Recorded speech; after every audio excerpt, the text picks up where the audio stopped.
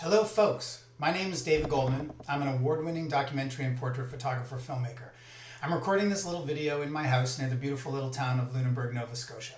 I got my start in the music world photographing publicity and packaging for many artists including Muse, REM, The Flaming Lips, and Joss Stone.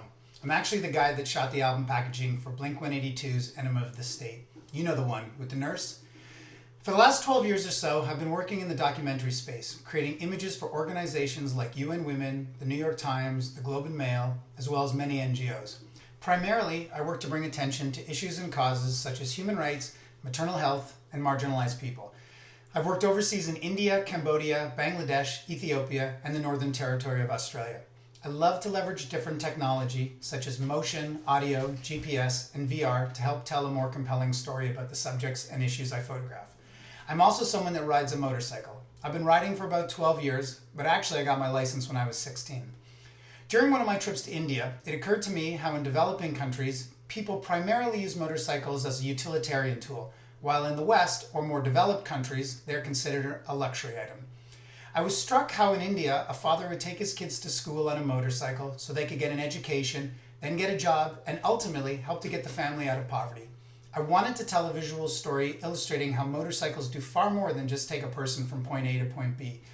I was reminded by the classic Honda advert, "You meet the nicest people on a Honda," and how that campaign helped jumpstart sales of motorcycles in the West. I had an idea to take a motorcycle and ride around the world. Perhaps a brand like Honda would loan me a bike, and I would create portraits of all kinds of people. Imagine the person who extricated themselves from an abusive relationship and found their strength by riding around the world, or a group of old friends who meet on weekends to build a classic bike. Maybe it's the guy in the regular 9-to-5 job, but on weekends he's toiling away fabricating some incredible bike in the garage. I just knew these people were out there and I wanted to find them. So I created the motorcycle portraits. In it, I feature individuals whose lives are deeply connected to motorcycles. Racers, builders, collectors, world travelers, or really anyone I come across that inspires me. I create a portrait, then record an audio interview, and I use GPS to geotag the location of the portrait. As of spring 2023, I've photographed 107 people throughout the US, Canada, and even a few in India. I've traveled well over 30,000 miles while using my bike as a mobile photo studio. I've met incredible people and had unbelievable experiences.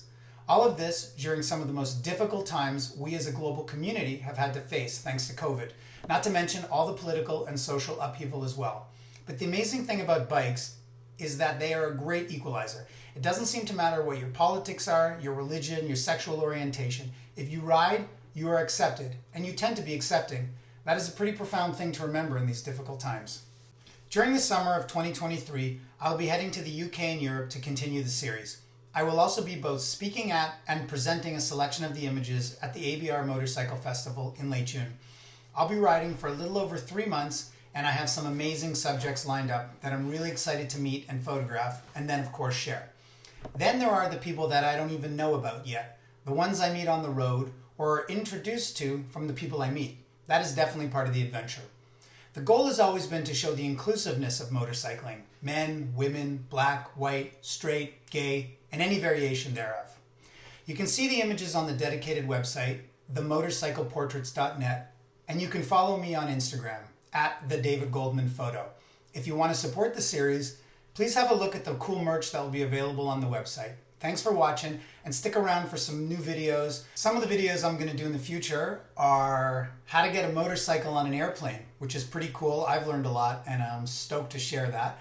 I'm definitely going to shoot more video of the subjects that I photograph. So, do what you do. What do you do? Ring that little bell, subscribe, like, share, whatever. All the above. And hopefully you'll be checking out some of the cool stuff I do and following along. Thank you.